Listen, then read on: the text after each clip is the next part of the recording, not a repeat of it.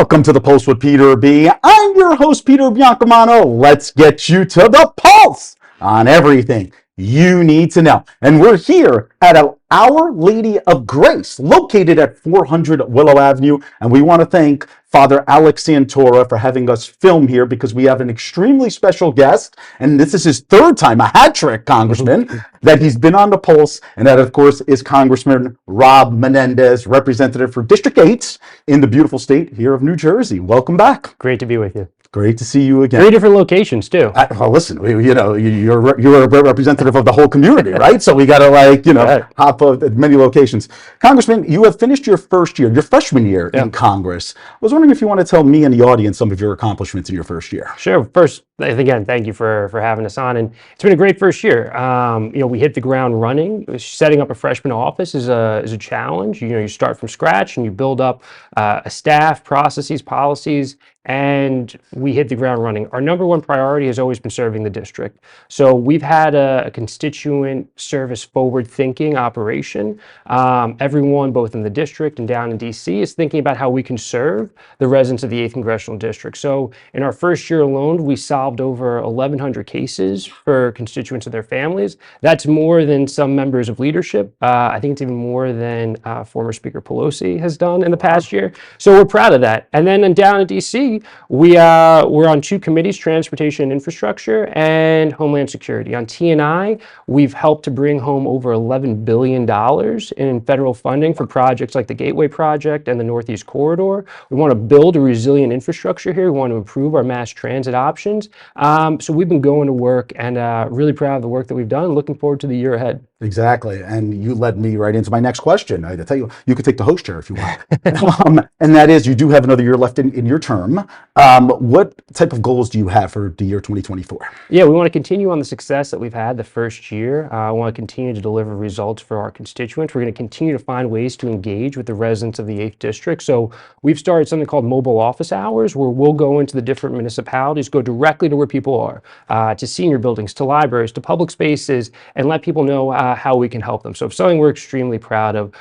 We're in an election year, so we're going to make sure that we put forth democratic priorities that resonate with our voters. And so here in the district, it's standing up to Republican extremism. It's making sure that we continue to bring dollars home for the district, continue to make sure we move big projects like the Gateway Project forward, and just hit on all cylinders. So we're looking to build off the success that we've had year one, and every day is about delivering results for our constituents. That is fantastic. And I do want to touch up on the Gateway Project. Yeah. Of course, this project started and former Governor Chris Christie shut it down. And now it has restarted again. And that really was an effort between DC, the states, the county, and the local municipalities. Am I right or wrong about that? Yeah, absolutely. And so, after the access to the regional core arc, as you mentioned, was killed by Chris Christie, Democrats went back to work and faced a lot of resistance by the Trump administration, who didn't want the project, told the region we would never see it, told Chuck Schumer that we would never see it,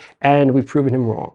And so, listen, we saw with Superstorm Sandy that you have to have resiliency and redundancy in your infrastructure. And so having these new tunnels will ensure that we do that. Northeast Corridor is responsible for an overwhelming percentage of our national GDP. So making sure that it's resilient, that it can withstand the next Superstorm Sandy, and that we have a better experience for our commuters. So this checks so many boxes. We've seen groundbreakings both on the New York side. I was there with President Biden, and we saw a groundbreaking here with Governor Murphy and a lot of the electeds from New Jersey, folks from Amtrak, and this project's moving forward. I'm really proud of it. That is fantastic. And congratulations on all your accomplishments. I appreciate that. We've interviewed you before you were running and just a month into your term. So, I mean, as you visit us every year, it gets more and more impressive. But unfortunately, in the House of Representatives, you do have to run every 2 years. That's what the Constitution states, correct?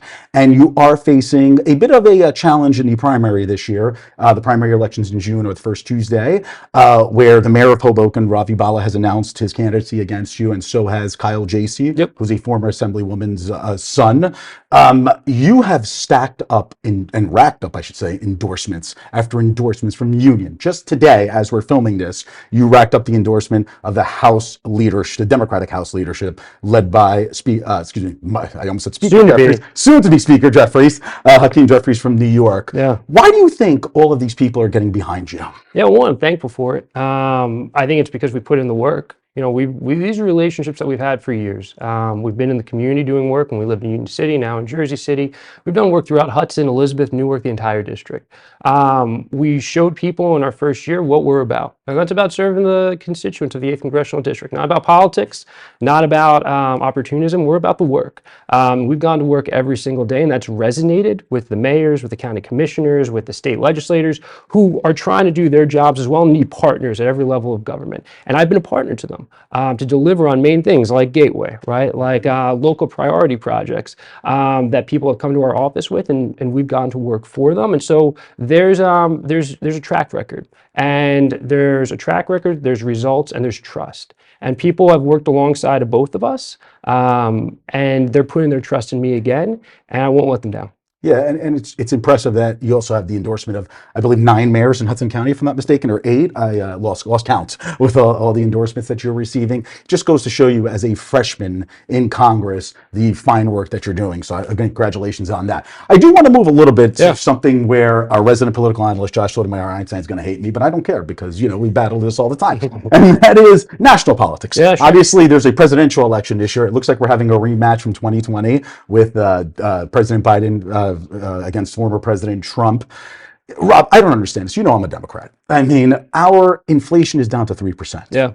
Our wages are up to 4.4%. But still, 37% of this country think that President Biden is doing well on the economy.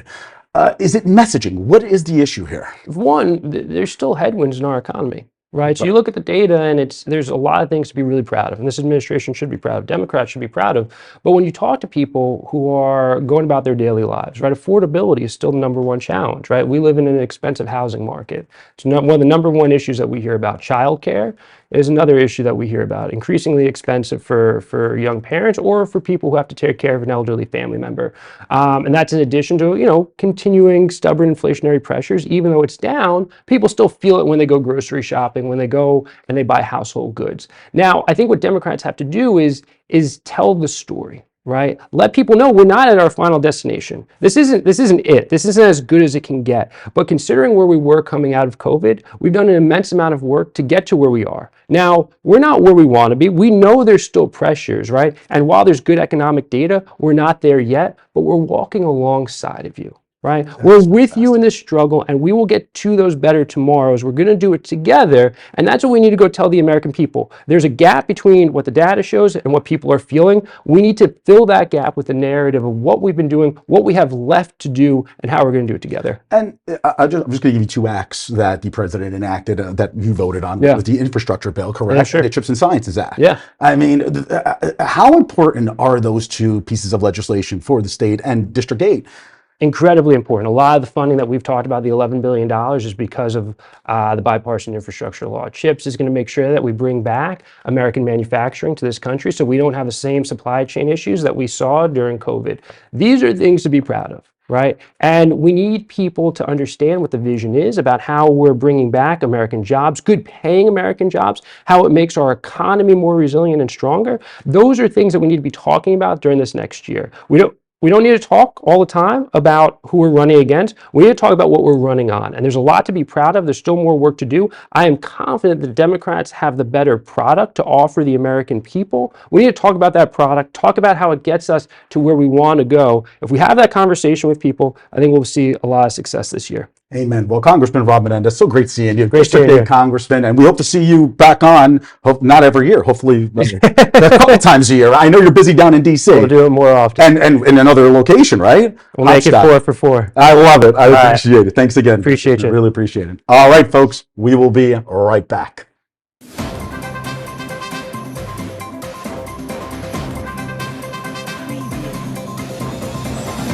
Peter Biancamano, your hostess with the mostest of the Pulse with Peter B. Folks, don't forget to go on our Facebook and our Instagram pages by searching The Pulse with Peter B, and like and follow us on each of those platforms. We're constantly updating those pages with previews of each week's segments and cool stories. Also, if you have any questions, feel free to reach out to our email address at thepulsewithpeterb@gmail.com. Welcome back. I'm your host with the most, Josh Sotomayor Einstein, and I'm so glad out there you in TV land and on the interweb decided to stay with us despite the fact that Peter Biancamano was on the last segment. I often try to run away from him, but I often get captured. But I'm so happy that today I was able to capture our friend, Assembly Minority Whip Brian Bergen in the New Jersey Assembly. Thanks for coming. Hey, thanks for having me, man. Sounds weird to say that, actually, doesn't it? No, you got it right. You got it. Because I You was can say afraid I whatever was you gonna get want. the title I wrong. agree, Did I say it in the right No, order? you got it. I'm the Minority Whip. That's the new title. So, Mazel Tov on getting the title. Thank you.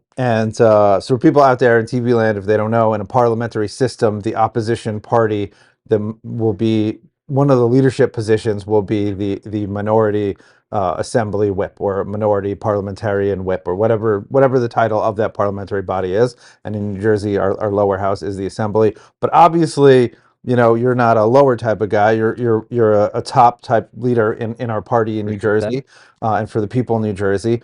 So tell us what's been going on in Trenton.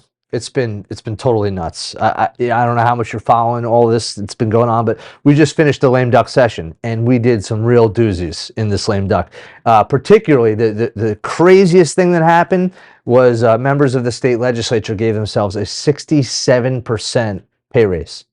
Okay, as state legislators, we were making $49,000 a year. We still are technically for 2 more years, and they thought that wasn't enough. And so now they raised the pay to $82,000 a year. Now, I'm a member of the body, okay, so I benefit clearly, but I got up and told them that it's absurd. Okay, it's absolutely absurd. And one of the arguments they made was funny to me, was that they work so hard, they deserve it. I mean, come on. There's not a single person listening to this that actually believes members of the state legislature work so hard that they need to make $82,000 a year for a part-time job. And that is just, you know, I could tell you a million things that are going on, but that one thing is case in point how crazy these people are down in Trenton. It would be more funny than sad if it wasn't true, Right. or like, you know, or if it was divorced from the fact that they do so little, you know, overall as a body. It's the truth. And when we do stuff, it's bad.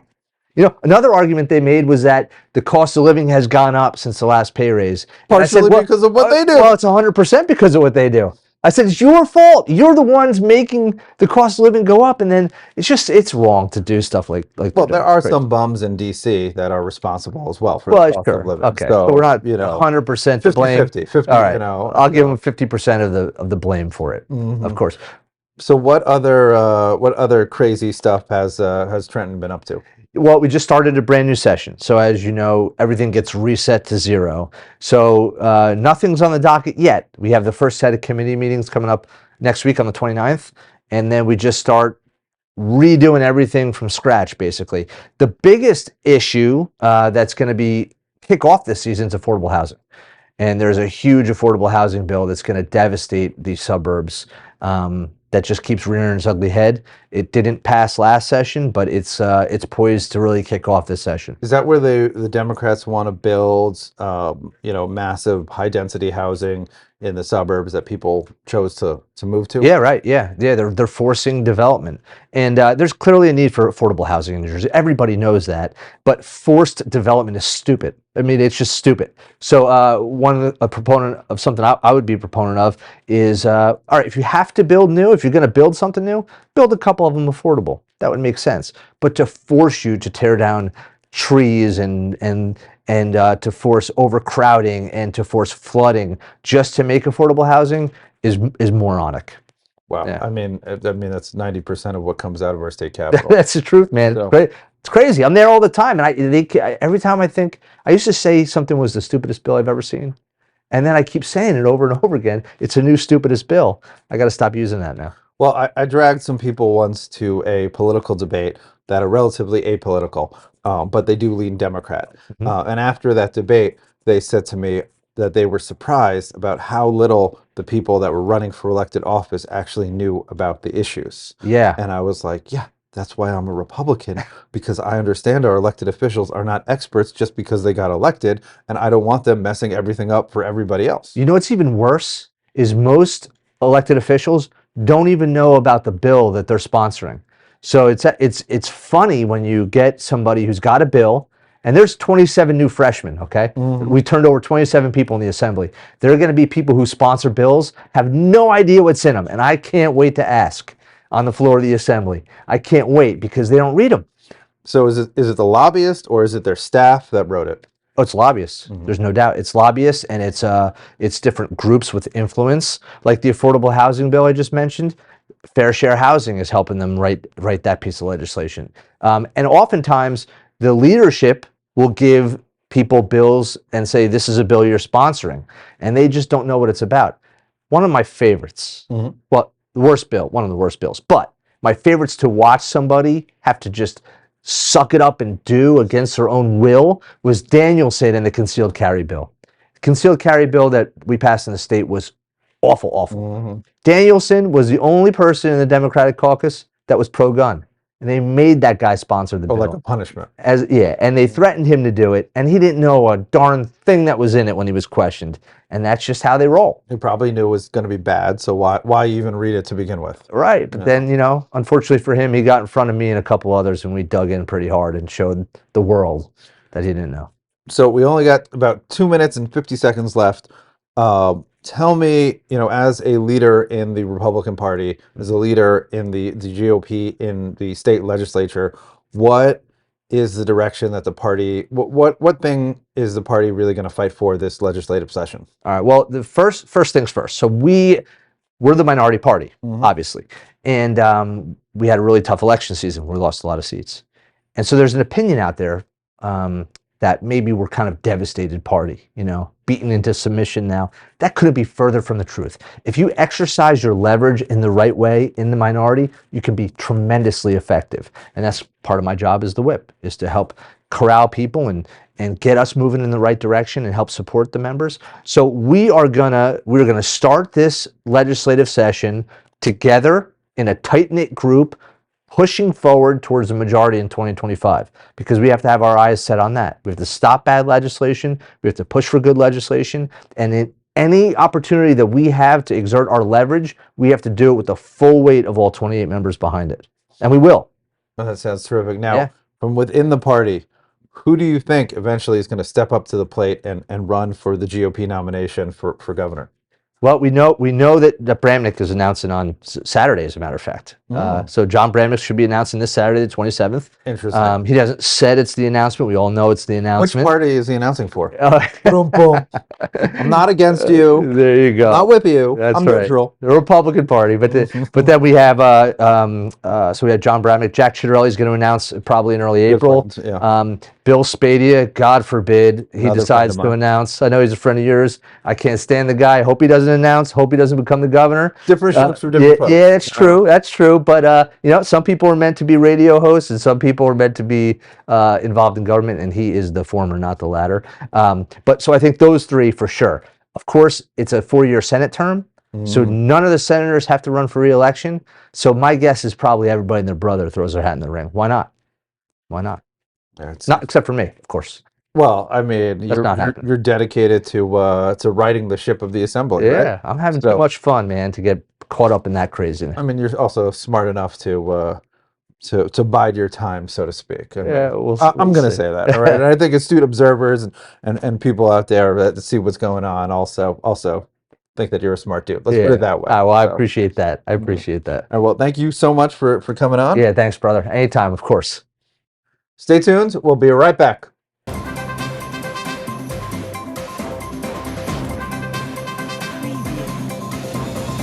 Peter Biancamano back with you. Don't forget to watch us on cable access every Sunday and Monday at 9 a.m. Optimum Channel 18, Files Channel 46, and Comcast Channel 190. Also on Sunday mornings at 9:30 a.m., you can watch our show on our YouTube channel, and you can also binge watch all of our old shows. Who doesn't want to keep watching The Pulse with Peter B?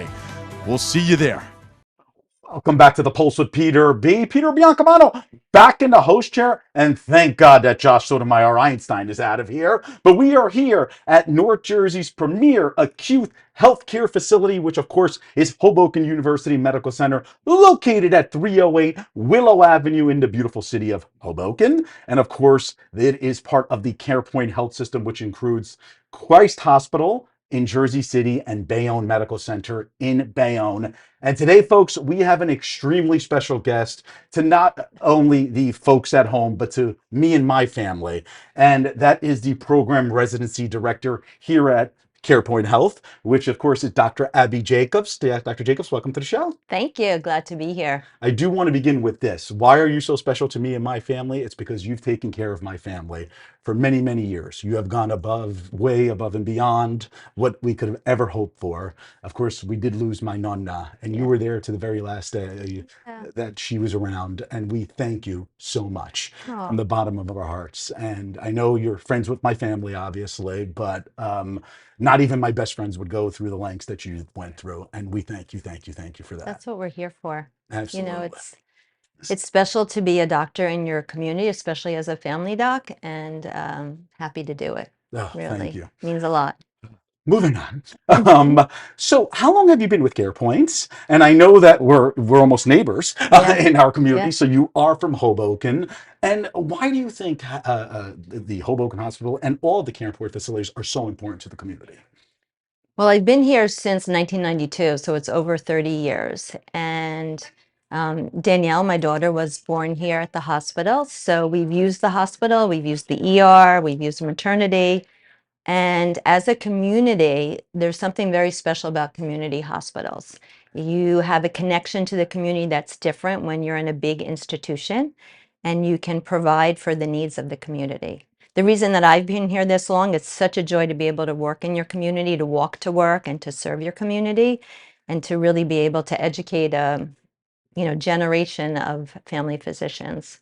That is wonderful. And you just led me to do you want to take over the host? You just Sure. led me to my next question. What does your title, what is it? What do you do here? Yeah, so I have Residency Medical yeah. Director, excuse me. So I have a few roles. One is what we call the Program Director of the Family Medicine Residency Program, and that's what I've been doing for the last 30 years. I also have an oversight for all of the CarePoint Health residency programs. So we have 6 different residency programs, family medicine here at Hoboken and also at Christ Hospital. And then over at Bayonne, we have surgery, internal medicine, a GI fellowship. So about 120 residents, fellows all together within our system. Wow, that is absolutely fabulous. And Dr. Jacobs, besides obviously your excellent healthcare that you've provided, not only for my family, but everybody who's come in contact with you, all of your patients, what do you think separates the CarePoint facilities to other acute healthcare facilities, whether it's in North Jersey or throughout the states? Yeah, I get asked that all the time by applicants for the program. And one of the things that's very clear is it's about the people. There is such a sense of family. The other day at a meeting, there was talked about that 4 nurses were retiring, and put together it was 160 years of service. You walk the halls here, people know you.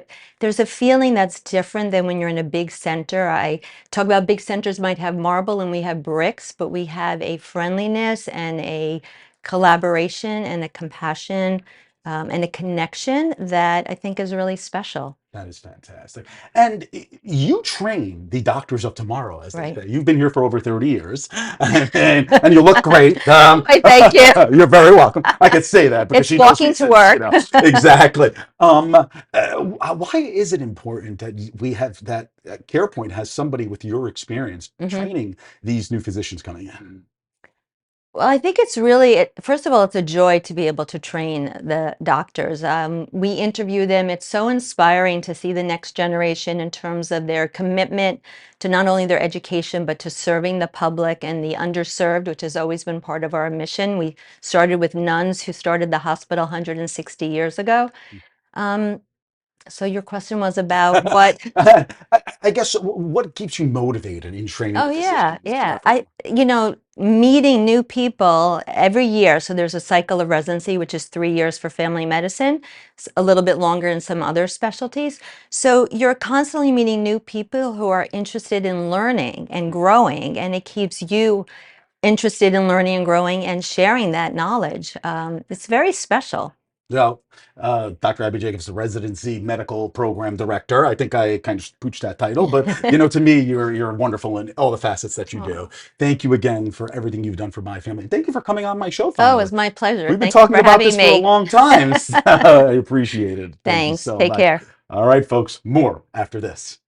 Welcome back, and we're still here at the beautiful Hoboken University Medical Center located at 308 Willow Avenue, part of the CarePoint health system, which includes Christ Hospital in Jersey City and, of course, Bayonne Medical Center in Bayonne. And we have an extremely special guest today because as we're filming this, it is Maternal Health Awareness Day, if I'm not mistaken. And that is the director, or who says director, right? Director of Maternal Child health, and I knew I was going to screw that up. And that is, of course, Phyllis Camilleri. Thank you for coming on the program. Thank you for having me. Absolutely.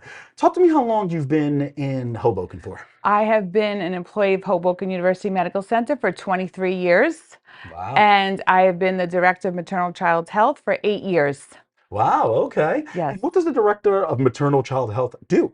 So my departments that I am in charge of are pediatrics, labor and delivery, mother-baby, a level 2 nursery, OB/ED, which is an obstetric emergency department. Exactly. And Phyllis, I've seen this all the time because I'll give you an example. My brother, for example, he has 3 kids and he lives out in Morris County.